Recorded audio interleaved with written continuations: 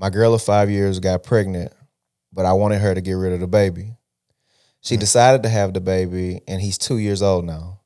Thank God she did because I love my son more than anything in the world, but I'm starting to hate my girl. I want to stay for my son because the thought of him growing up in a broken home hurts my soul. What should I do? What's up? What's up? This is the ChoppedByT podcast where we get real, raw, authentic conversations. I'm your host, T. And to the right of me, we got my good brother, Dejan. Tell him what's up, man. What's going on, everybody? How you feeling? I'm feeling good, man. Since the last time I came up here, a lot done changed. Yeah. I done lost about 20 pounds. Yeah. I didn't notice that. Man, because I used to work out to the point I wanted my shirt to fit a certain way. Now my arms got a little slack and all of that, man. Life been going crazy, but I'm on the upside of it now. So just stress. Yeah, a lot. And then plus, just, when you got a lot of stuff to handle, I just ain't got time for the gym sometimes. Yeah. So, That's why I got a little situation at the house, which, I mean, shit, even that I still don't have time for. It's not like an actual gym. It's just I got a treadmill and fucking some weights. I don't like to say that I don't have time for it because you got time, but it's just not my priority. Right. You know what I mean? You don't prioritize it. Yeah. That's fair. But I want to get right into this, man. I got a story from a guy. He sent it to me. I just put it in the notes. It says, my girl of 5 years got pregnant, but I wanted her to get rid of the baby. She decided to have the baby, and he's 2 years old now. Thank God she did because I love my son more than anything in the world, but I'm starting to hate my girl. I want to stay for my son because the thought of him growing up in a broken home hurts my soul. What should I do? You got any thoughts on that? I think you should go because I got some thoughts. I got some thoughts. I got some thoughts too. But I think you should go ahead. I think you need to stay and figure it out. Yeah. All right. Okay. You made the baby. He didn't ask to be here. You chose to lay down with that lady. And also, I mean, now this is coming from a Christian perspective, but then also not a perfect perspective either because I had a kid before I was married. And I also had a kid after I was married. Sinner. So it's, yeah, big time, baby. Yeah. But, you made that decision to have a child. That's a lifelong tie in a certain way. Mm-hmm. And then also that's leads into why I believe in marriage, though, before you have kids. Yeah. Because, man, now that you're starting to hate the lady, well, if you was married, I would say you supposed to stay because you didn't, like my vows that I said, it didn't say, for better or for worse, till death do us part if I'm happy. Yeah. You see what I'm saying? It said till death do us part, so I'm going to die here. Yeah. And, you got rough times, you got good times, but you got to get through all of that. Yeah, and I wonder too, because I want, when a guy, because this is an actual person that sent me this, I want to follow up and ask, and I may do it now, ask your question, like, do you really mean hate? Mm-hmm. Or are you just like really annoyed with her? Because hate, if you hate a person, you might need to get up out of there, don't you think? No? Why do you hate them? Think about it. Is it something that, is it really something inside of you? Maybe you messing up, or did they really do something that bad to you? Yeah. Which is possible, but you picked them. Yeah. So, and if they go back to that, the lifelong, decisions, the long-term decisions that we're talking about. Yeah. Well, you acted like you was married when you made that kid. You're going in raw. So you acted like you was going to be here forever. But then all of a sudden, we don't want to stay. Yeah. I mean, when you say make it work, is it making it work for the sake of the kid? Because I don't think this guy's married. So let's remove it from like the idea of him being married. Like this is this person that's with this woman. Because he didn't say wife. I mean, nah. Do you think he should stay just because for the kid? Is that a reason to stay? For me, it was. Yeah. We had issues for real. I'm talking about before I was married. Yeah. Once we found out we had a kid, like I just know what the stats are on like single parent households versus 2-parent households. And then some people might say like you need to be in a healthy relationship. You need to show your kids a healthy That's example. where I was getting to. Yeah. I get that as well. But man, if I'm across town, I don't feel the same level of impact as if my kid can come down the hall and ask me a question. I'm with you. You got a ghost under the bed. Can you come call me, or am I, living right around the corner? Yeah, man. That's the thing, though. Like, do you think it's okay? Let's weigh it out. You got a person that's two people that's together with a kid, growing up in a home, and you got it's an unhealthy, toxic situation Yeah. where, you know, I don't know, it's arguments, it's things like that. Even if you don't let the child see it, they can kind of feel the tension. They can see that, oh, mommy and daddy not loving on each other, whatever the case may be. Or is it better to just like, all right, if we're apart, we're healthier. Yeah. Let's break apart and be healthier and raise a kid. Do you think that staying together is worth it in that case if you break it down like that? Well, you never know if you can work it out. Yeah. You know, If some you just people, leave. yeah, because you never know if, okay, we might have had a bad year Mm-hmm. or something like that. But, you know, it's a long-term game we playing. So Yeah. I don't really know. That's up to every person to make their decision. I feel like, man, you need to stay and figure it out because you made this situation. Yeah, because that's what our grandparents, that's what they did. They just figured it out. Because I seen the thing. It was a lady. She was just not too long ago on TikTok. She was talking about, you know, I went 5 years not liking my husband, you know, or even Michelle Obama said this. She so 10 did. years. I didn't. That was a long Yeah. example too. I was like, if we have a bad 10 years. 10 years is crazy.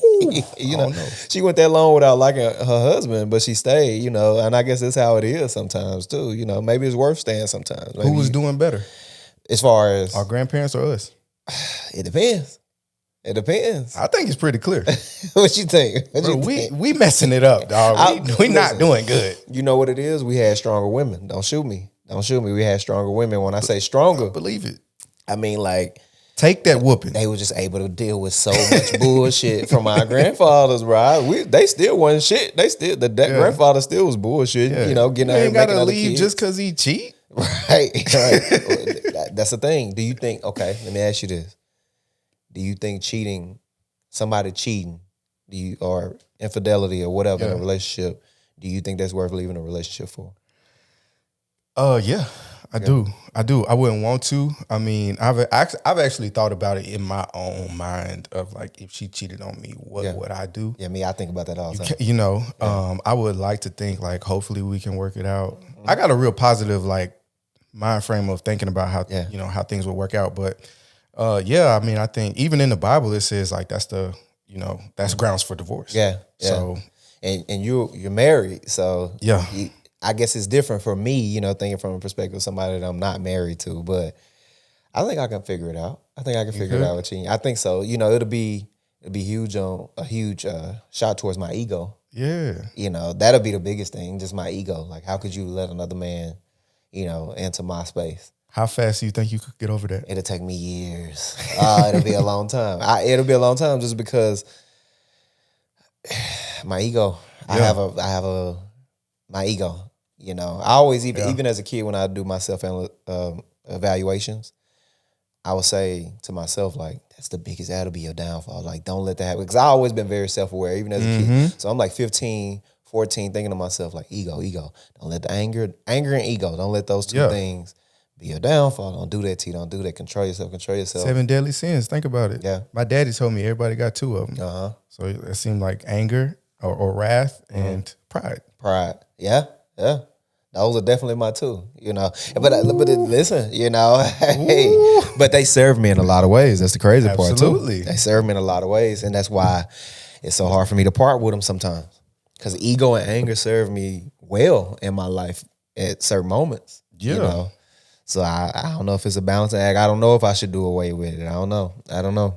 Man, I'm telling you, the ego, and I'm the same on that one. It served me so well. It drove me to success in a lot of ways, but then it also is like holding me back. Like I had the thought, you know, at one point I deserve multiple women. Yeah. What you mean? Yeah. Look at who I am. Yeah. And that's nothing but ego, dude. Like, do I think I'm that handsome? Or is that in the nature of a man? I'm just saying. I mean, yes. But also like, okay, it take a whole lot of money to take care of, you know, the thing about it is, because I was actually talking to, well, I ain't gonna say who it is. I was talking to somebody real close to me who Lincoln. Got nah.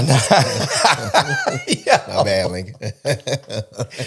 He would never. Right. But I was talking to somebody close to me that he was like, I deserve multiple women. Yeah. And I'm like, okay, you just thinking about threesomes, but it's way more to it. You got to provide. You got to deal with them two women when they tripping. Yeah. His girl got in his nerves real bad one time, and he called me, and I was like, oh, you say you want two of those? Yeah, exactly. Exactly. Yeah, so it's more too. You got to think about the whole situation. If you can handle that, go for it. So, as a married man, if your wife came to you and said she wanted to be in a polygamous relationship, Hell no, watch out, bro. you wouldn't do it? No.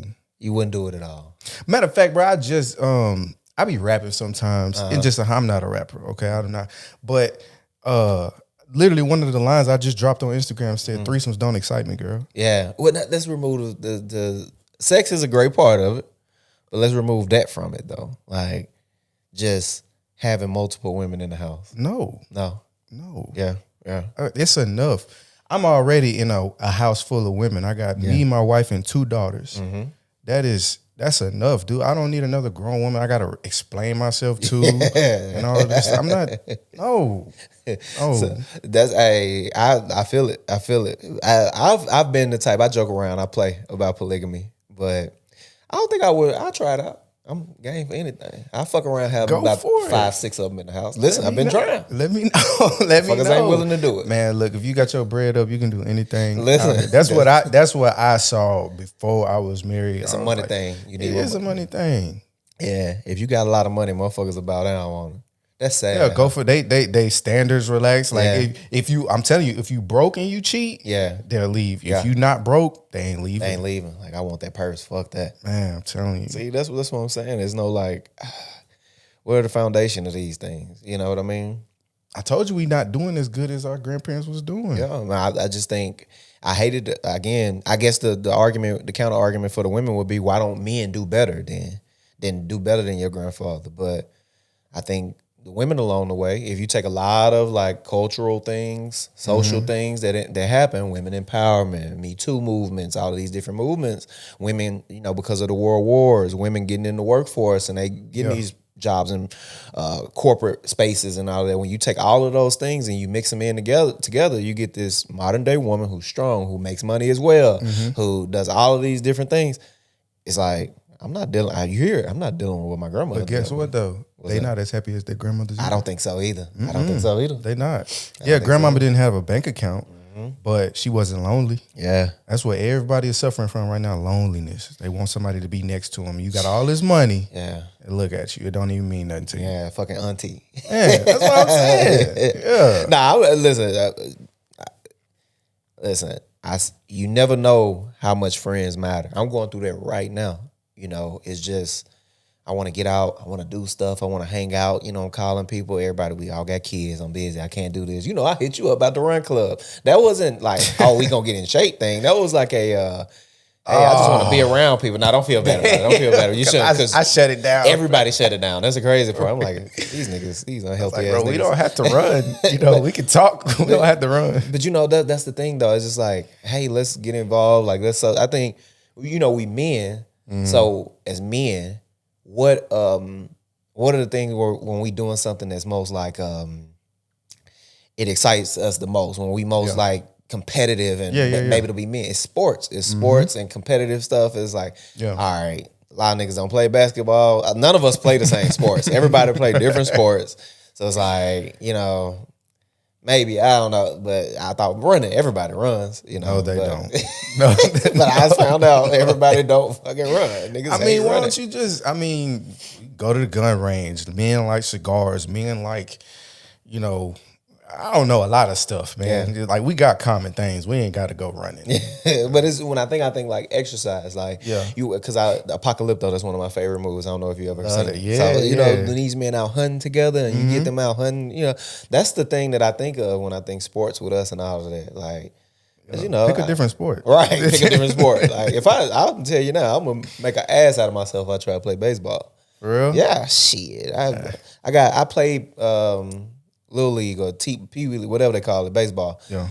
And motherfucker threw a baseball, hit me in the eye. I was like, oh no, I already can't see. I can't do this. I got hit in the eye too. Yeah. I said, I can't do this shit. Like small ass baseball, I can't see for real. So no, it's over with. Do you think that marriage is a necessity in 2024? A necessity for who? For let's be more specific. Do you think marriage is a necessity for the man in 2024? All right. So it's a notion right now that marriage doesn't benefit the man. Okay. I hear that. I heard Lil Duval say it. Do you sign contracts that don't benefit you? Because when you tie yourself to that woman, now she can take half of your money and all of that.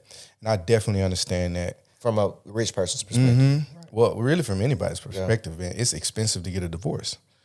But also, I think marriage is protection against certain things that a woman could do if you don't have that paperwork in place. Yeah. I have seen. All right, let me give you an example. This is why I believe in marriage before kids. Now, I mean, of course, God honors covenants and, things like that. But I seen in a practical sense, in a worldly perspective, my homeboy, here's a scenario for you. He had a baby, didn't work out with the mom, he leaves. Right. He was handling some serious paper. He's paying her bills, his bills, everything. He's taking care of all of that. Yeah. And he's got the kid with him. Gets with a new girl, actually does marry her. They had a kid together. And the first girl was so upset about that and jealous that she showed up at the hospital in the middle of them dealing with the new baby and with the police and took her daughter away. Ripped them right out. And he couldn't do nothing about it because if you're not married, in the state of Tennessee at least, a man has zero rights. She can do whatever she wants to her child, even though the child lived with him. He's paying everybody's bills. So marriage would put protection in the middle of that so she can't just show up and ruin, what you got going on. Yeah, yeah. But does that one scenario outweigh all the other things though? You get what I'm saying? Like, does that one thing, like, all right, let's just say remove a kid from the situation. Let's say you don't have a kid by a person. You know what I mean? Yeah, it's almost no point in getting married. Damn. I mean, listen. Unless you fall under your faith and your religion, dictate that. But I mean, I'll be the first to say if your faith is not the same, then hey, it wouldn't make sense. Yeah, I mean, now I want to say that there was times in my life that I didn't agree with marriage, but I do now. I like the idea of being married. I actually got a theory on marriage and why it's not working now in 2024 because the divorce rates through the roof. I got two partners, well, actually three. Yeah, who in the midst of getting divorced right now are already divorced, Only which is three. Crazy. Only three, but I don't have many married friends. I'm fucking whoremongers. But I got a theory on it from a spiritual perspective, right? So I feel like us getting away from church. Okay. During 2024, now our generation, a lot of people are away from church. You have these people now who are quote unquote spiritual, which, like Pastor D said, which is the guy who came on the episode, it's if you're I'm spiritual, I'm not religious. If you're spiritual, all religion is the practice of your spirituality. Okay. That's essentially what Pastor D said on the show, and I can buy into that. Okay. So we moved away from that. Now you think about what the church was outside of just a place to get the word. It was a space for a social thing. For me growing up, I don't know about you, but for me growing up, going to church, going to Bible studies, going to what's it doing the summer that they do? VBS, baby. Vacation Bible School. You got revival, all this other stuff. We was acting a fool. Yeah, that's a place to socialize. You get to see the girl that you like on. You get to see some of your homeboys. Maybe, and I think that's what church was for our grandparents or our parents. Okay. And you get to see also within that examples of healthy, quote unquote, healthy relationships. You get to see the people together. You get to see the man honoring his wife. Yeah. And you get to get the word. I even in our notes I put Hebrews chapter 13 verse 4 that basically talks about honoring your marriage, but also God punishes adulterers and people who don't honor their marriage or whatever. When you got all of these things in place, a lot of shit working for you. So from a spiritual perspective, I feel like because we don't have that, we moved away from marriage a lot, and it's other things too. It's a nuanced situation, but I think from a spiritual perspective, that's why people just aren't getting the word, or aren't getting that example, or aren't getting those spiritual leaders. When you drift away, from that spirituality, things fall apart. I definitely agree. Yeah, and because I think about this a lot. I think about a lot of the people, even Pastor D. I want to have him on the show too. I'm kind of like, this is a bad signal right now because I think he watched some of the stuff. But What up, Pastor D? right, maybe he don't. Maybe he don't watch any of this shit. But I want to get him back on the show. He met his wife. He was in the streets. He met his wife in the church. Okay, you know, and you see a lot of these people that's what they do. They meet, you know, their significant other in the church, or maybe they meet their significant other in the church. That relationship that they gain within the church makes that stronger. Yeah, you know, and I just feel like our generation, and I hate to be that person, but our generation, I just feel like we're moving away from that shit. Yeah. I mean, well, I actually just seen something yesterday that said that like 60% of relationships are started online. Wow. That's the most impersonal thing you could do. Yeah, you don't even know a person. Yeah. Hey, you look good, I look good, let's meet up. Yeah, it's all physical. Yeah. You think about that though. You think like, how do you explain that? Like, I met her online. Maybe that'll be a norm by the time, you know, we have grandkids. Like, I met your mother online.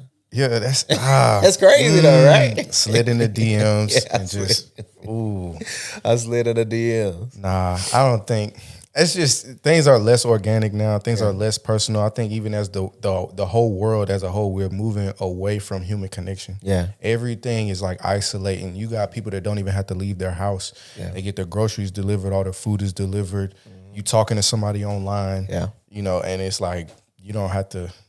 I think we was made to be together. For sure. You need that in person. Also, not only were we made to be together, our brains are wired to not be around or interact with as many people as we interact with on a daily. I feel like we overstimulate, and that's why you got a lot of anxiety, a lot of depression.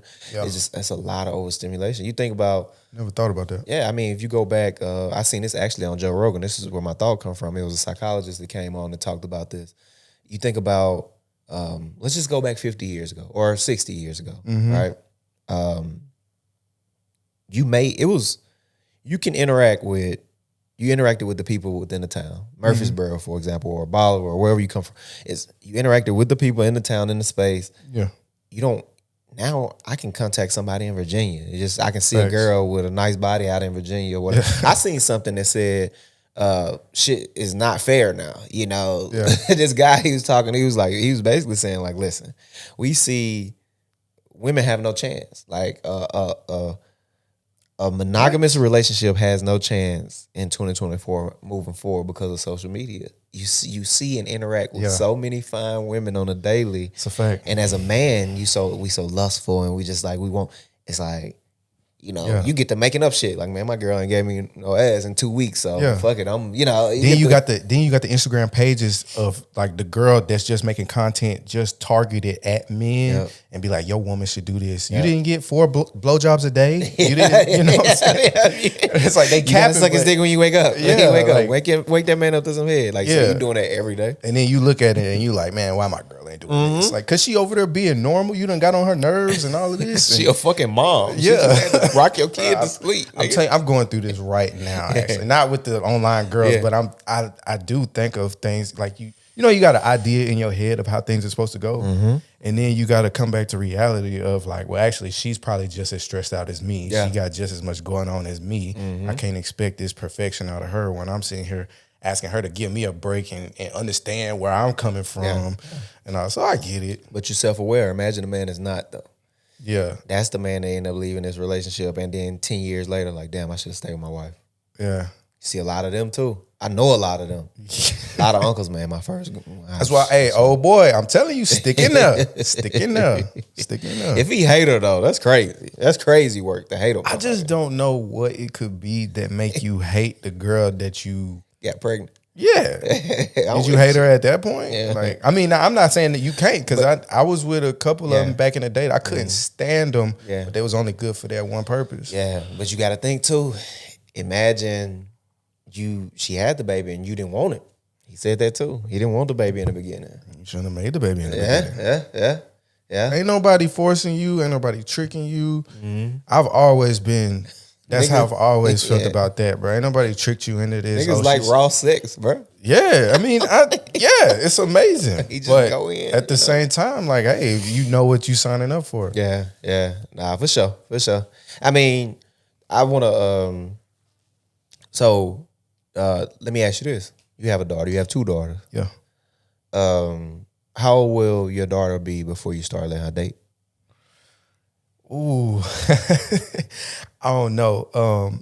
I'll tell you this. This is my mindset when it comes to that. I feel like a lot of young ladies and little girls are growing up being told that they're the prize and nobody deserves you and you're perfect. And if he's not cutting the mustard in, I don't feel that way at all. Me I either. feel like if my daughter meets a young man, it's gonna be my job, because especially like if the goal is eventually that long-term relationship and marriage, that's what all the girls want, right?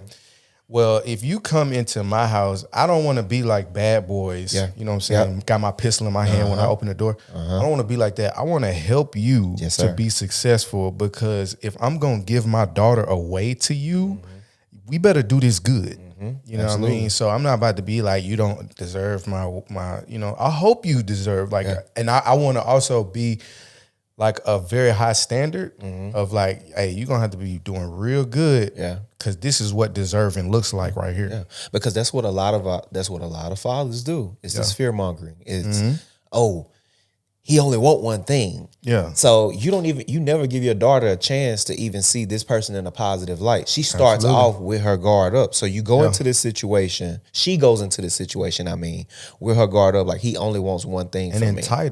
entitled As well, because my one thing is the prize. It's the big thing. No, actually, that's not how things work, and that's not how life works. Not at all. You know, I seen this thing on TikTok that I agree with. It was a lady. She broke it down of why Black people specifically, why us as Black people, why we what's affecting our relationship dynamics, or why it's such a negative thing. And she broke it down. She said you have these white families who at the age of 12, 13, whatever age they are, they allow their kids to date. And, you know, they all go to the movies together. You see it all the time. It's the father and the mother and the son and his, or the daughter and his, her date or whatever, right? They go to the movies and you see them sit 2 rows in front, you know, and all of that. And they allow them to have their little interaction with one another and things like that. And on the other hand, you have us. And what that does is that teaches like a healthy way to date, you know, because the daughter and the girl, they're right there watching the father and the mother, you know, interact, or, you know, I said daughter and mother, but daughter and the son, they watch them interact. And it's a healthy environment. It's a healthy situation. And you facilitate it. You teach the son, get out, open a door, walk her up to the door, you know, all these different things you can incorporate in this. But then on the other hand, on our end, and we talked about this as well, it's you have the mother. She'll call the daughter anything except, you know, her actual name. She'll say things like that fast ass little girl that you like, instead of that young woman, or, you know, Nicole or whatever her name is that you like. That fast ass girl you like. You automatically setting the foundation for your child to look at this relationship, this thing in a negative light, and they go into it. Why we call women bitches. If you really think about it from a psychological standpoint, when you first started, you know, I mean, it's a lot of factors too. It's rap music and all of that shit. But if you think about it, your mother, the person that you adore the most, couldn't even call this young girl by her name, right? And we don't allow our people to date. We don't allow our people to date. You hear it all the time. Oh, she not dating nobody until she 18. When she get out of my house, that's when she can start dating. Well, she gonna start being interested in other men. It's just a fact of life. She'll be interested, or women, you know, these days. But she'll be interested in somebody else. She'll decide what she's attracted to. And it's gonna happen, whether you like it or not, and it'll probably happen around the ages between like 11 and about 14 is when she'll start thinking about that. So you have the decision to either force her to wait till she's 18 because that's your law, that's your rule, which ultimately what'll happen is she'll start sneaking around and she'll keep those same habits when she goes to college. She'll sneak around and it'll be acceptable for him to come in the house and fucking come to her apartment or whatever at 3 a.m. in the morning. Now he can come in the house when he already been hitting her for 6 months. You know, exactly. It'll be acceptable for all of that, you know, and by the time she get to college, because that reinforces, I'll take me for example. With the mother of my child, she didn't really get a lot of freedoms to date like that early on. Okay. So with me and my behavior in the beginning, when I started being around her, it was okay for me to come in at 10:30 at her apartment when we was in college or whatever. Why? Because she never really got that. It was always fear. It was, baby, these men only want one thing. These men only want. It was never a situation where she could come in and you know, freely date and freely. So it was no rule set. So by me coming in, that's what she's used to. You know, I don't know, man. I don't know if. Well, I'm not white, so I don't. Contrary to popular belief. Yeah, I don't know. It was, but we'll see. We'll see. Yeah, I don't know what it's really like for them. You know, and in the same way, sometimes people try to group black people into we all the same. I don't know. I can't speak for all the white people, and then even my experience is not the same as yours. Yeah. My mama didn't call nobody that fast ass girl. Mm-hmm. You know, I think I did have a kind of a healthy introduction to dating. Yeah. And so I guess I don't know. It's different for everybody's experience. That what you talking about, that just didn't happen for me. But let's put it in perspective then. Okay, with you growing up as a kid, you were able to freely go out on a date at 15 years old. Yeah, you was able. All right, what did that look like when you said like, "Hey, Mom, I want to go out on a date"? It was cool. I think. Well, okay, so I had my parents. I would say they had a healthy marriage, and everything, and they both was realistic about where they used to be, who my daddy used to be, and also who my mama was. Yeah. And so they knew what was probably on my mind as well, but they also knew that I know how to conduct myself. I never had an issue with parents. Whenever I would meet a girl's parents, I ain't never had no issue with that. Cause I wasn't. It was white girls too, probably. Huh? Nah, bro, I never. Yeah, not even once. But like I was. I guess I was the nice boy. Yeah, you know, I was opening doors, and I was, you know, I had manners. Yeah. My mama taught me that part, so I guess I was able to impress a parent, even when I didn't have the right things on my mind. Mm-hmm. I still was able to present myself in a way that made parents, I guess, cool with them being with me. Yeah. And like you said, we're not a monolith, right? We're not all the same. Yeah. But you can objectively look at this from a standpoint, and you can say, your white friends, right? What about them? I'll tell you. Your white friends, your black friends. Out of your white friends that you have, how many of them are married versus how many of your black friends are? It's a huge difference. Mm-hmm. That's automatic for them almost. Like they do get married really fast. But where does that come from? I don't know, man. That's why I feel like she made a great point. It's like, I think we were taught as black people as a whole, maybe not of course, every individual situation is different, right?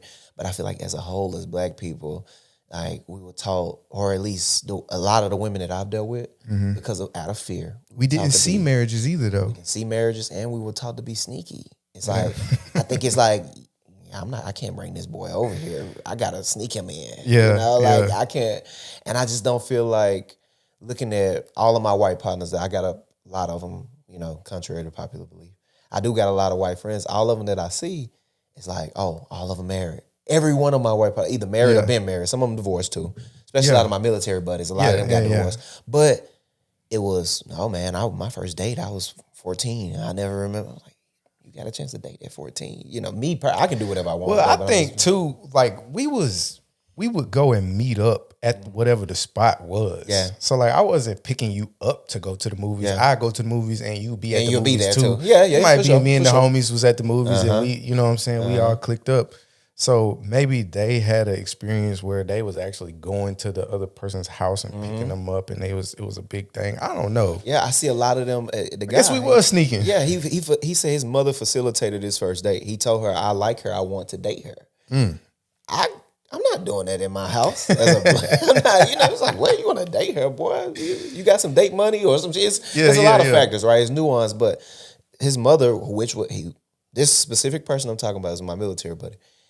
His mother facilitated his first date. Okay. And he grew up and his father wasn't around. So she said, you know, you have to learn. Her thing came from fear. She was like, but her fear response was, oh, you'll have to be better. You know, again, I'm not trying to make it a white or black thing, but it's clear to see that they marry more often than us. They definitely do.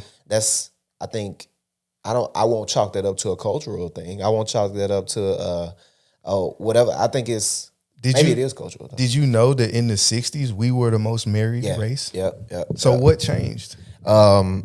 A lot of Jim Crow laws, a lot of that type of stuff. I think that was political. You know, it's social and political. I think it was a lot of introducing, you know, welfare into the home, rewarding. You know about women. that? Yeah, yes. for sure. We're rewarding women to not have the father in the home and things like that. Yeah, for sure. Also, war on drugs. You have a lot of mass incarceration when it comes with the war on drugs. It used to be if this person is poor and they decide to do not do drugs, or sometimes it's a person just doing drugs. Yeah. You know, you're an addict and you get 20 years in prison because crack was our thing. Exactly. And you're an addict because of that, right? And you do 20 years in prison. Now you just took the father out of the home. So I think it was a lot of that too. Yeah. You know, it was a mixture of a lot of different things for sure. Yeah. And man, fathers, I mean, but that just goes back to now why I think it's so important to stay for the kid if at all possible, man. If you're in an abusive relationship or, you know what I'm saying, somebody putting their hands on somebody else, like that's just not, you know, you don't need to stay in that. But if y'all just mad at each other, man, you need to figure that out because we've seen what happens when you take the father out of the home. Yeah. Did you know, like, transsexuals, they ran a study that said like an overwhelming majority of transsexuals did not have healthy parent relationships. I can see that. Come on, man. So There's if we pitting man against woman and all of that, and then taking fathers out of the home, it's not gonna lead to good things. Yeah. So I'm staying, man. And I mean, me and my unless lady, you cheat. Then you the fuck out of there. We got to talk about it. We gonna have to talk about it at that point. You know, I'm about to see my little girl down. Like, hey, look. She on bullshit. I got to get up out of here. Yeah, but I mean, I do everything I could, man, to work it out, man, because I know what the results could be if I don't stay. They need me right there. Maybe that's an ego pride thing too, but I feel like they need me in there. I feel like they do too. I think fathers are needed. You know. And this is just a talking point on Instagram that I seen. It was a lady. She was a psychologist. She said that, you know, a father can actually raise a young man by himself and make that young man a productive person in society outside of the mother, removing the mother. Yeah. Now, we say quote unquote productive, right? Mm-hmm. It's the things that you can. I can see that. I agree with that.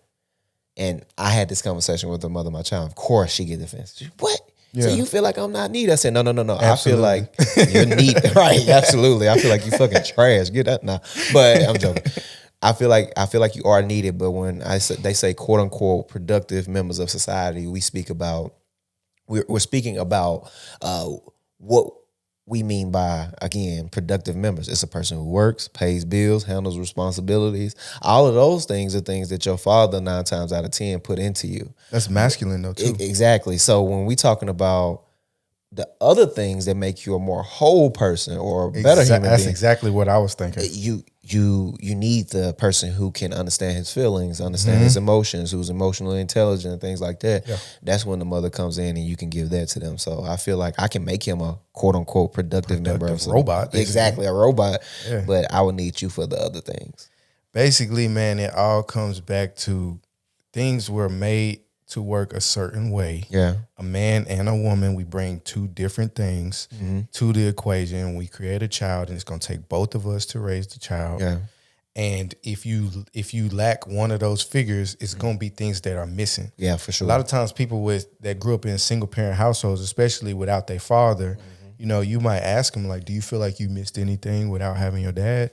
And they'll be like, no, I'm good. I don't need nothing from him. I made it. Yeah. But you can see this dude, I mean, he won't admit it, but you can see certain things that he's lacking, or maybe he's overly emotional. The numbers of people in prison who came up in a single parent household, it's like mind blowing. Yeah. You know what I'm saying? It's because that emotions rule whatever you did. You got feminine in a moment and you crashed out. Yeah. And you could have just kept your, you know, emotions in check. Yeah. Yeah, for sure. No, I'm with you. I'm with you for sure.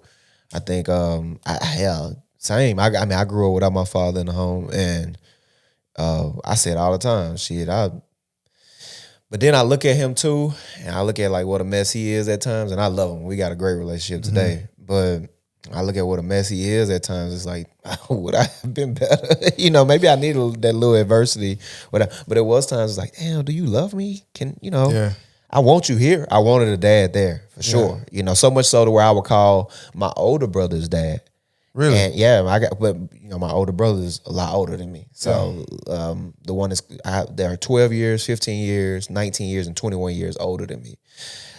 So I got brothers who are like substantially like older than me, but I call them dad, and I'm just now realizing, especially what happened with my mother and stuff like that. Like, I can't put that on them. I can't put that on them to be my fathers. At the end of the day, they're my brothers, and I gave them too much. I gave them responsibility of dad, and they didn't deserve it, or they didn't ask for that. You know. So what did you need? What is it that your dad did not give you? I need somebody to help me control my emotions and my anger. Somebody who can help me channel that. Somebody to not fear but respect. I needed somebody in the home to respect. I needed somebody to give me a break from having to have like patriarch type of responsibilities in the home, to not have to be the, I'm 15. I felt like I had to be my mother's protector. That wasn't my responsibility to do that. It so many things, especially with dealing with emotions. Somebody to just coach me and teach me how to interact with women, how to express myself and like how to handle a lady and treat a lady like a lady, things like that. Somebody to help me understand that, hey, it's not okay to put your hands on other people. It's not okay. And what the fuck you so mad about? How old were you when you learned that? About 30? No, shit. It took me, I was in my early 20s, mid 20s, like shit. Like, not knock this guy out. Yeah, like why am I going to hit him? I don't want to hurt him. Like, and that's why I believe when people say the brain is fully developed when you're 25, because I feel like when I turned 25, it's like, and I had a kid at that time too, so it's like, me too, same age. It's like, I don't know, I'm not doing this. I'm gonna walk the fuck away. Like, I don't want these problems, because it's serious. But that's the stuff that masculine tendencies to think and be diplomatic about things and be very calculated in your moves. And the feminine way would be to let your emotions go, and whatever feels right in the moment, you do that. And so, like, when you don't have that masculine figure in the house, of course you was crashing out on people. Of course you weren't thinking before you was acting, because you just didn't have that. Yeah. And I think the last piece to that was just this experience that I've had with my mother.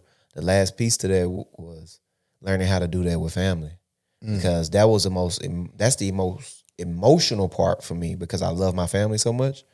That's the most emotional part. So that's when the emotions really come out. So I would find myself reverting back to my old ways of how I would do it, just random, in the streets. I was doing it with my family. I found myself as a 30-year-old man doing that. And that was the last piece to the puzzle for me to sit down and be self-aware. I'm not self-aware. I'm not this guy who did self-evaluations because I don't, whatever. I honestly feel like God placed that on me. Yeah. Because it came out of nowhere. It's like, it just had to happen. It's just like, let me check myself before I kill somebody. Like, let me do, what I mean? Like, really, that's how severe it was. Yeah. So it's like, I had to start doing these self-evaluations and figuring it out. And honestly, like, that last piece to that puzzle of me being able to control my emotions or figure it out or use logic was through my family, because that's the most emotional space for me. Because you meet a person out the street, you don't care about them. Yeah. My family, I care about them. And I reacted. I was reacting. I was upset, I'm angry or whatever. And I found myself being the old me, the angry me. With the things that was going on in your family though too, I can see how you kind of pretty tough. Was ready to, yeah, pretty tough. But I figured it out now, and now it's like almost like I'm a stoic to it. It's like I take the stoic approach to it. I got a question for you, because you mentioned learning how to treat a woman. Yeah. You wanted your dad to teach you that. Do you feel like, obviously, when you come up with a single mother, she's going to impart some certain values and teach you how to treat a woman. But do you think women really know how they want to be treated? Because I'm feeling like, I'll tell you why I asked that question. I feel like a woman will tell you everything that she wants, but she's going to lead you and feminize you basically and turn you into her. And then she don't like you. Listen. And a man might tell you, like, this how you need to be and be attractive to a woman. I think that's my personal feeling, but I don't know if you... No, that's exactly what I meant when I say treat a woman, because, again, he couldn't tell me how to treat a woman, but he can show me how to conduct myself and how to handle a woman, I guess is a better way to put it, how to handle a woman. Because they need to be led and handled or whatever you want to call it. Yeah, they need that, but they can't show you how to do that because they don't know how to do it. They don't know it. Yeah. They just going to tell you what they want. Yeah. I feel like that's why a lot of dudes dress funny. Yeah. They do it. They have a lot of tendencies and stuff that's like women, where they came up without a dad, and they're all basically everything that you got your information from is from a woman. Yeah. And then you like if a man, my daddy was like, you remember Love Don't Cost a Thing? How Steve Harvey was, Okay, or whatever. yeah, That's how my daddy was. Yeah. You know what I'm saying? He had 200 bottles of cologne in the thing. He had that. Come out the shower. He got powder on his chest. yeah. You know, but he was Old like, player. Old player. He was like, "This how you need to do it." Let me tell you, look, you gonna put on this music for her and all that. Make sure you smelling good. This how you treat them. Don't talk yourself out of it too much and all that. He teaching me stuff from a man's perspective of things that's actually attractive to a woman versus my mama probably would have just made me soft. Yeah. No, I can see it. And my direct response, because this what happens. I mean, essentially, that was me. I can remember like my first big heartbreak. It was a girl she had ended up writing me a letter and told me like, it was like we had like a secret relationship.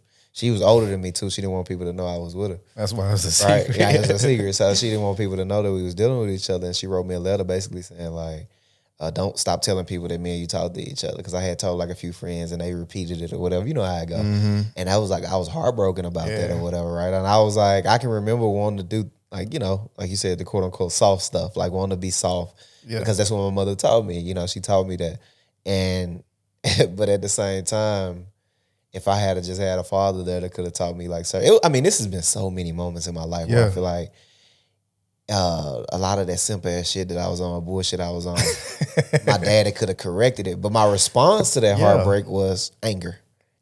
Fuck them all. I'm finna fucking thrash shit. I'm finna tear shit down. And I just I did that too, man. I did that too. Boy, when I got my heart broke, I went savage mode. Oh, man. Why do we all do that? I bet you was in some great shape. You was working out. You had a whole bunch of money. Yeah. Especially post-military, when I was in military, I was away. And this is the crazy part. I had like 3 girls at the time too. Like not of course girls, you know, right? When you said military, you don't have to say nothing after that. I'm writing letters to all of them back home when I was away and stuff like that. Yeah. And you know, one of the girls ended up finding out about the other one, of course. So she gone, right? But the one that I was with, like my high school girlfriend, her, I ended up finding out before we left. I knew that I needed to like. Before I left, I was finna be gone for months. You know, I knew I needed to distance myself from her because I couldn't fully trust her. I knew that I knew she liked fucking. I'm gonna just put it straight out. I knew she did. Sure. So it's like I can't trust her to not be weak because she come from a broken home as well. So I couldn't trust her not to be weak. So me trying to quote unquote protect myself, I distanced myself from her. Whether it was a bad decision or not, I don't know.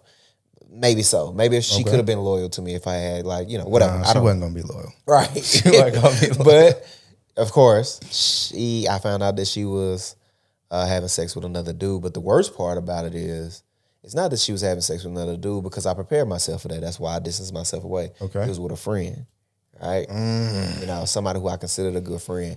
And that hurt me a lot. And I was like, damn, you know. So when I come back, of course, I'm in crazy shape. I got a fucking nice car, pockets full. Yeah.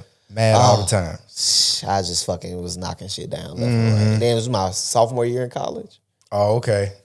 Knocking shit down. I was around there with all of them. Yeah. I was on your campus, man. I know what it was like. Yes, sir. I probably had 3-4 kids. That's what I'm saying. If I was down there. That's what I'm saying. I had the charger. I had hella money. You know, shit. I was in shape. Yeah, she was crazy. Let me ask you something. What's up? I'm just looking at your hat. Okay. First time you ever cheated on a girl, what was the situation?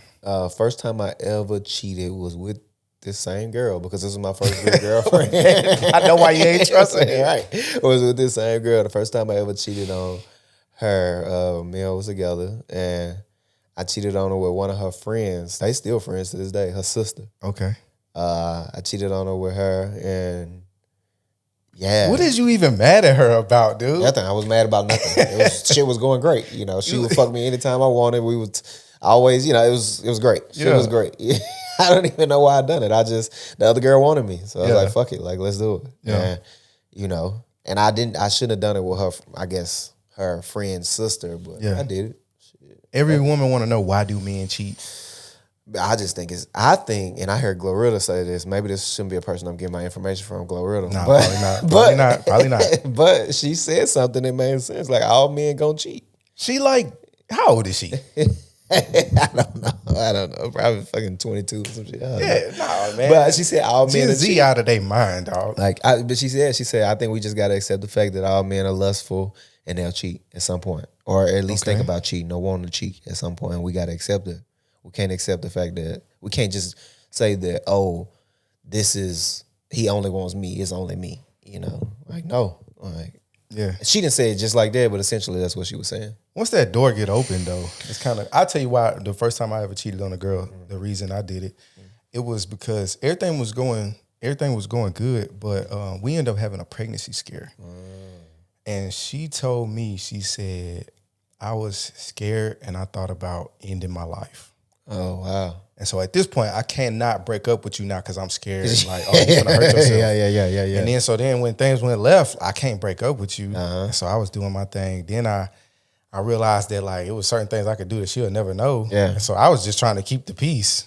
I would cheat. Boy, I was Fucking ooh-wee. going crazy. Yeah. And then after that, boy, it just got real toxic after that. Yeah. I'm saying I come from and you know who I used to be.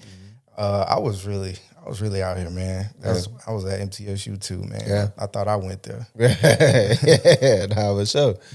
I can remember y'all coming to our, this was before you was a Sigma too, when we had a party. I think it was, I don't even think Fred was a Sigma yet. I was still a Neo, I think. And y'all came down, the whole football team, and y'all came too. And that's where I met Real at too. Okay. I met him. And y'all came down. Fred invited y'all to come to the party. I came down. Yeah, y'all definitely was, you know. Man, that's the thing, bro. This school was so big. And like, especially where we was at, it was so small. Yeah. And you go down here and it just looked like, oh my God, they everywhere. Yeah. You got to think about me coming from Bolivar, where it's like nobody. Small town, nobody, same few women that everybody like type shit, or you make them go over to a neighboring city and find more women, but you get from that to, listen, the amount of people that I came into MTSU with was bigger than my whole town. Yeah. So the freshman class was bigger than my whole town where I'm from. And MT as a whole was bigger than my whole county where I'm from. It's crazy. Man, I was coming down here to see my girlfriend and making stops on the way. Like it was, that's terrible, man. Yeah. That's but terrible. we learn. Yeah, and you had to experience it. I think that was necessary. Yeah, I think so. I don't necessarily call it. I don't think I had to. Like I was definitely operating on my own accord. Like I was not making God proud of me at that time. I was not making God proud of me at that time. But I'm telling you, once I got married, I saw why all of that was a bad idea. Yeah. Because the comparisons and all that. I was an athlete. I was in a fraternity. I happened to be over 6 feet. Yeah. You know what I mean? With this eye color. Oh my goodness. Yeah. Killing them. Cleaning up, dude. And you know how it was, man. We could be in them parties. We just point you out. It's over with. And then, like, when you go to get in a committed relationship, especially meeting a woman that I know I do not need to mess this up. I had this messed up logic that I said I could mess up a girlfriend, but I don't want to ruin a wife relationship. So once I got married, I'm like, I can't mess this up. But I'm so toxic on the inside, and I'm used to being treated almost like a king, and I can have whatever. Females feeding me grapes basically, and now I got to, learn this one woman and actually care about her needs. I never had to care about nobody else's needs. You come and gratify me. Yeah. And then I'm comparing of like, she don't do this when I used to have this, and just all of that. And she's great. That's the thing. She is so great. But if I hadn't been out here with so many other women before, I would not be comparing, her to them. Yeah. No, that's I've seen that before too. That's why it's not a good idea to get in all them relationships like that. Yeah.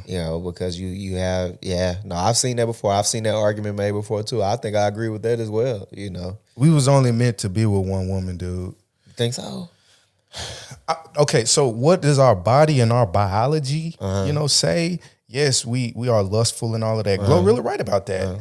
But I think there's also a certain thing that would say like a man should discipline himself and we don't have to do everything that our body wants to do. No, that's a fact. You know what I'm saying? I mean, that's life in general, though. You don't want to have to take care of all these responsibilities and all of this, and the burden that we carry every day. You don't want that all the time, but as a man, you need to do that. And I think sexually, there's kind of a sense of responsibility that comes with us as well. Yeah. I'm with you. I can buy into that. I think it's a spiritual aspect. Because it's not safe either. Yeah, it's not safe. Think about it. Yeah, I think it's a spiritual aspect as well to it. You can incorporate all of that to it. I feel like I think me and Lincoln talked about this soul ties. Normally you think of soul ties as a sexual thing, but it can go deeper than that. Just like the relationships you have with people. I think it's a lot of things working for you in those moments that make you think like, yeah, I think it might just be better with one. Yeah. I can buy into it. Listen, I wouldn't mind 5 though. Okay. Just saying. 5 or 6. I wouldn't mind. At this point, after 5, why not 10? Why not 20? I mean, you might just do whatever you want to do. He's speaking my fucking language. Shawty Low had, if I'm not mistaken, 11 women under the same roof. He was taking care of everybody. Yeah. It was a lot of kids. I don't know exactly how many kids, but it was a lot of kids, and he had everybody under the same roof. But like I was saying, it's going to take a whole lot of paper to make that situation work. 11 is crazy. Yeah. 11 is crazy. Yeah. Maybe like 3. 5 is crazy too. Maybe like 3. You don't think they'll stress you out? Yeah. But that's one thing about me. I love a little stress, a little chaos. That's the toxic. That's the toxic thing. Stress, like you ever seen a woman who's about to fall in love with you, and you knew you probably weren't gonna be there that long, and you push it into overdrive and drive her crazy. Listen, I got another one for you. If I'm a woman, I can see that this could be a thing. She gonna fall for me. She think I'm this and all of this, and it's like our first time having sex or something like that. I'll only bend her over and hit her from the back. If we have, I'll only do that. For real? Yep, I'll only do that. I'm light skinned. I'll only do that because I'm like, no, I'm not. Because it needs to be no attachment. Yeah, I'll see that. Like, I've been that person. That's not me now. You know what I'm saying? It's not me now. Yeah, because it is kind of an addictive feeling when you see her like falling for you, and you know she's about to go crazy for you. And why do we want to make her? Yeah. I don't. Slipped a few situations with that mentality. Yeah, man. Because I done got set up to get robbed before. Oh my God. Oh man, being toxic, dude. Yeah, it's no good. No, it ain't. It was so much fun though. It was so much fun back then. But I think once you got kids, I got a son too. It's like I don't have time. I just don't have time. This was in my little boy days. I ain't had kids. It was just me. I was broke. I had nothing going for myself. Same. And I was out here like that. But Same. Yeah, when you got like responsibilities and stuff, people actually counting on you. I can't afford to get robbed right now. All right. I just had a lady sit with my mom last night while I went out and just, went out and got some food and stuff with my partner Roscoe. And we left late. Because she got here at 4. Well, she got here at 6. And she was supposed to stay from 6 to 10.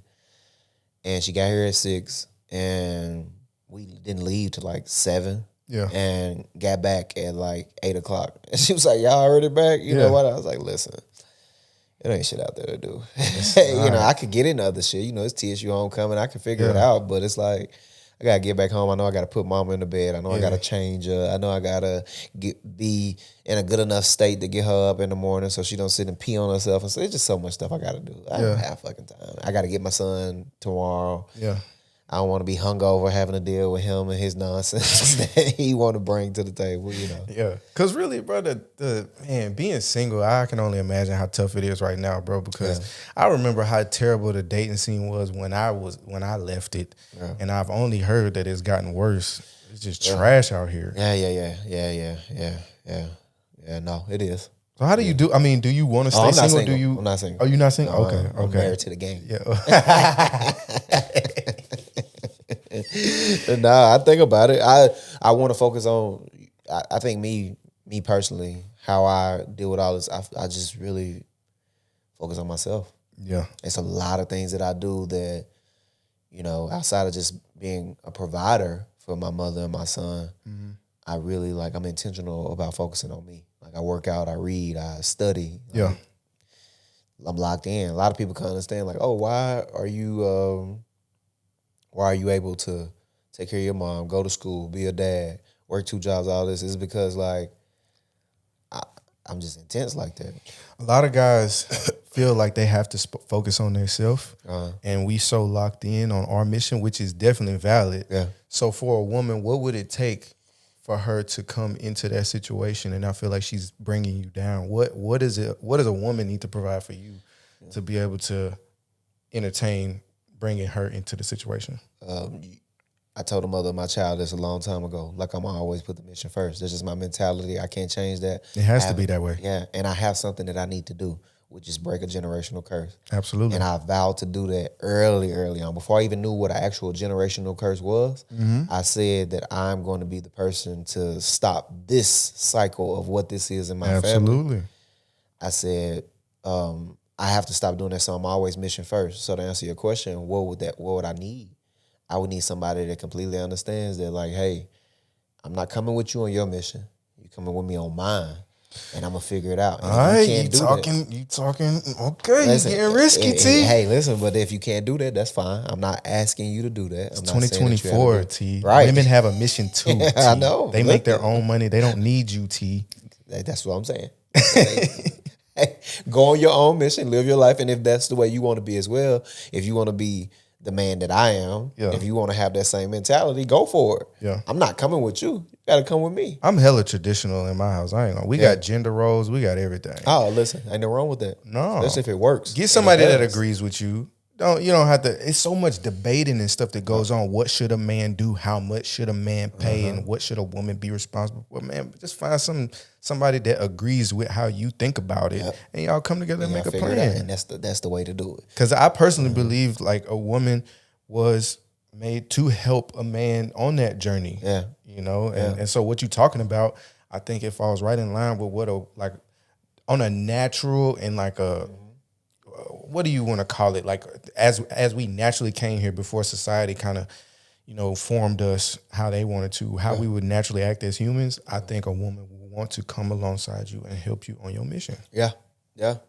I would think ideally, because I mean, shit, every woman I've been with is like, what do you want to do? It's, I want to do this, I want to do that, but it's not a real, like, it's all micro. It's not macro. Yeah. It's not in the grand scheme of things. It's, I want to just do this and do that. Like, I have an actual mission that I want to do. And maybe I'll meet a woman like that, but it's like, hey, you want to jump on board and like bring, you don't have to, I guess, necessarily make my dreams come true or none of that, but it's like, hey, this is what I'm doing. If you want to go along on a ride for it, you can, but if you don't, you're more than willing to, I was just watching on Netflix this documentary with LeBron in it, and he was talking about, he said Savannah took a back seat. She said, I got it at the home, and she allowed me to be as great as I wanted to be. Yeah. And he called himself the greatest basketball player to ever play, and I'm okay, whatever. Yeah, I agree. But you think so? Yeah. It's definitely, it's tough to say he's not as much as he keep on doing. But I mean, even in my house, my wife, she's a stay-at-home mom. She's taking care of the kids, and she is taking on that role. And it does come with, she looks, we talked about comparison. She looks at her other friends sometimes who don't have kids, don't have a family, but they out here making a whole bunch of money and starting their own businesses and they're pursuing things. But then they come and tell her, you have what I want. Exactly. They wish they had a family. All of them, not all of them, a lot of them wish they was married, T. They wish they was married. Everybody want to be a wife. And she is, but there's certain things that come with that. And it's a responsibility and a role you have to play. And you also got to just make your decision of like, am I about to pursue my own selfish things or am I about to pursue my family values? Yeah. Hey, I think if you want to be happy long term, you gotta choose the first or the second of the two, which is, pursue your family. Cause my line brother told me he got his dream job. He's making a whole bunch of money. And he talked, when I was talking to him at Fred's wedding, man had on a Rolex. And I said, oh, you having it. And he said, you got what matters. Facts. I'm like, I want a Rolex. Oh, look, I'll trade all this for a Rolex, dog. Me and him have, right. But man, we've talked about that. You talking about Lala, right? Yeah, we talked about that. Yeah, no, for sure. I agree. It's family. At the end of the day, none of this other stuff matters. All the material stuff and all that. Even the thing that I'm doing is for my family. It's just for Maverick. And the biggest fight that I have to fight is, biggest fight that I have up until this point is just balancing the two. Yeah. Making sure that he still have time, making sure that I still have time for him, to teach him how to ride a bike, to do like little things, to do like character building stuff, How do you do that? How do you I have been trying to figure this out, crack that code of pursuing my mission, providing, handling all my responsibilities as a man, and then being a family man. I don't feel like I'm doing it all great. I do one great at sometimes, I do the other great at sometimes. That's it. But so like, I mean, you got a lot of responsibilities, and you still need to pour into your son. And you still need to, bring him up and put him, because he's the future. Yeah. So how do you how do you divide up your time? I think it's two parts. I think one is always going to be, Fred posted something the other day about consistency, and it had like a bunch, I think it was circles that you had some full circles, some half circles, some 3/4 circles, all of that. But consistency is not doing it all great every time. Consistency is just continuously doing it. And yeah, I fall short sometimes with my son and how I try to pour into him and be the father that he needs. Yeah. I fall short of that sometimes, but I try to make sure that I'm staying consistent at doing it with him, right? So that's one part of it. The second part of it is he just has a great mother who won't let my lessons and the things that I want to teach him, she won't let it die. And she also won't let what she feels get in the way of that. So y'all really on the same page with him? Huh? Absolutely. Absolutely. And I will fucking lose my mind. I communicate with her and let her know that this is my future. My life, and this may be unhealthy, but I mean it, my life means nothing without him. Yeah. That's my future. That is what listen, it's not a lot of things that I done prayed to God for and I got. Him, I prayed for him. Everything that he is, I prayed for him. Look just like you. And listen, I pray for that. I pray for like his stature, his build, his personality, all of that I prayed for, right? Yeah. And God gave me that, and I was so scared that I wouldn't get it because I'm so used to like, the way God teaches me is through lessons. It's like, no, nigga, you're going to go through the hard way first. And you're going to figure it out. And then when you come back, you're going to be like, thank you, God, for putting me through that. But he didn't with this. He just gave that to me. Yeah. Right? And there's a fear come with that as well, right? Absolutely. I'm so afraid that may get taken away from me. I know, man. So it's a fear with that too. But it's also, this is the thing. It's like, oh, I can't fuck this up. Like, I got to make sure that every step of the way, and I let her know early on, like, listen, there's going to be things. I can remember once, just for example, she wanted to move back home to Clarksville, and she said, well, he'll still have my dad there. It's like, no. And I lost my mind. I was like, your father cannot be the father that I am. He's a great dad. I love her father. Yeah. And that goes back to what you said. He cultivated a relationship with me as well to where he wanted to, and that's why me and her are still so solid to this day. A big part is because of our family. Her mother would cook for me. They treated me so well. That's why I'm so like locked in with them. Yeah. Her dad, I love that man. Like, I love her father. Really just as much as, and he hadn't been around much. I love him almost just as much as I love my own father. Like, and that's real. But he cultivated their relationship. But I told her, even with that, I just want to say how much I respect him. Even with that, he cannot be to my son what I am. Yeah. He can't be. Absolutely. And I needed her to understand that he was great to you. Because granddad has a position. Exactly. But you're not daddy, though. Exactly.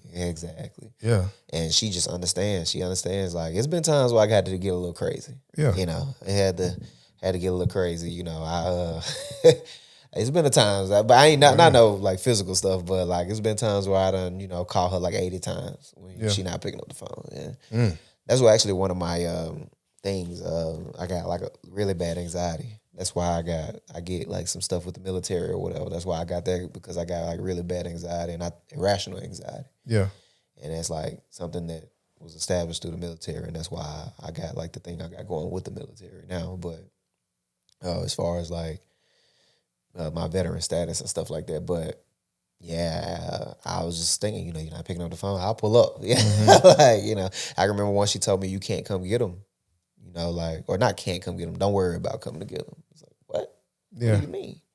And you don't give me the permission to do, like, what do you mean? Like, and I pulled up, knocking on the door, making a scene. Of course you did. Making a scene. Like, hey, if I'm going to go to jail, listen, I dodged jail for this long.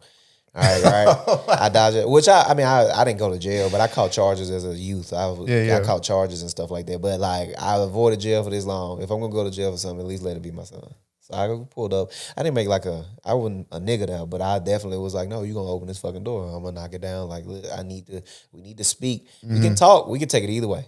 We can take it either way. You think that was because of the irrational things that you had the anxiety that you had in your head, or was it a legit thing that you feel like you needed to stand for that? That one was a legit thing. Okay. But calling her 80 times was like some irrational anxiety because I was thinking like, oh, she had left the house from picking him up. And I'm like, normally we get on the phone just to make sure that they made it home safely or whatever. That's another thing why I want them under my roof too. Whether we get like, it matters, but a lot. I'm like, did he make it home safely? Did they make it? And she wasn't answering the phone. And I just calling. And I just keep calling. And it's like, oh my God, somebody done broke in the house and somebody followed her in the house. And it was just crazy shit I started thinking about it. Yeah.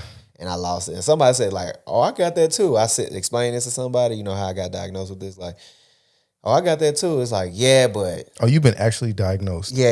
Irrational anxiety. Yeah. Well, it's something else. I said off camera. I won't say off camera, but it's anxiety though. But a part of it is having irrational anxiety. Yeah. Yeah, so like, no, I've been actually diagnosed and I did. I follow her as... Yeah. yeah. I'm trying to incriminate myself. I was finna keep on asking questions. Nah, we can leave that alone. Yeah. But it matters though. It's not even just for the kid mattering being in the home, you being in the home, but also it's a sense of security and safety for you. Yeah. You feel better when your child is right there. Facts. You know, it's so much uncertainty when your child is not living with you. I couldn't imagine it, man. That's why I done went through certain things, man, especially when me and my wife had issues because it has not been perfect. And like I was just willing to stay because I mean the thought of like another dude tossing my little girl up in the air. So I can't go for it, dude. Something go wrong, I'm gonna kill you. Yeah. So I can't do it, and I would be willing to put up with a little bit of extra stress for a minute if me and mom ain't on the same page, rather than just leave and just let whatever happen. I'm not controlling the situation at that point. You know, I guess I'm a control freak. I need to be in control. No, you're making great points. That's fair. Because especially when you say that these things don't last, like the bad times don't last, you know, especially in relationships, you have good and bad times. You make a perfect point when you say that. I completely agree. No, I couldn't imagine that either. My son, he's an asshole. He just told me the other day, you know, he was like, I don't love you. I love my mama. He know that bothered me. He was like, I don't love you. I love my mama. You know, I'm like. So he's a smart kid too. Yeah. I'm like, all right, well, go with your mama. I'll find me another son. I was like, I'm going to give me another son. And he going to be light-skinned and tall, too. Light-skinned and tall. I said, he going to be light-skinned and tall. I'm going to give me another son. He was like, Dad, I'm joking. I'm playing, Dad. I'm just joking, Dad. I said, no. You said it. Go with your mom. He said, no, don't leave me. I said, no, So he already understand what he doing, too. He said, this is what he said. He said, I'm getting another son. I said, I'm getting another son. He said, okay, well, I'm getting another dad. I said, all right. all right, motherfucker. I cut deep. Said this joking shit over with. We gotta cut this out. This shit gotta stop. This shit over with. We done joking. I couldn't imagine it, man. Why don't she call him dad? Or something like that, man. Stepdad. Dude, like, what? I can't do it, man. I'm gonna be here, you know. So we can argue, we can get into it, we can fight about it, whatever. But man, I'm not about to I'm not leaving. Yeah. That's fair, man. That's fair. Listen, I appreciate you coming on the show, man. Great conversation with you, like I know it would be. Always, you got a lot of insight on life and everything like that, and I pray that everything, you know, gets well for you. You know, with you know what you got going on with your mom and stuff like that. You know, I'm here for you. I'm always willing to sit down and talk with you about it, whatever you need. Even if you just want to come by, I'm always at the house unless I'm working. You know, you just want to come by, shoot the shit or whatever. Just need to get away. I know you got a lot of people in your life that's good with you like that, but you know, I'm just letting you know my door is open as well. I don't have a whole lot of people, man. I don't think anybody has as many people that's really there for them as they think they do. Yeah. But man, I appreciate you though. Yeah, for sure. I appreciate you. And things are actually going pretty good right now. That's good. So that's perfect. Appreciate you, man. Yeah, man. Thank you for coming on the show. Thank you. Listen, this is the ChoppedByT podcast where we get real, raw, authentic conversation. Until next time.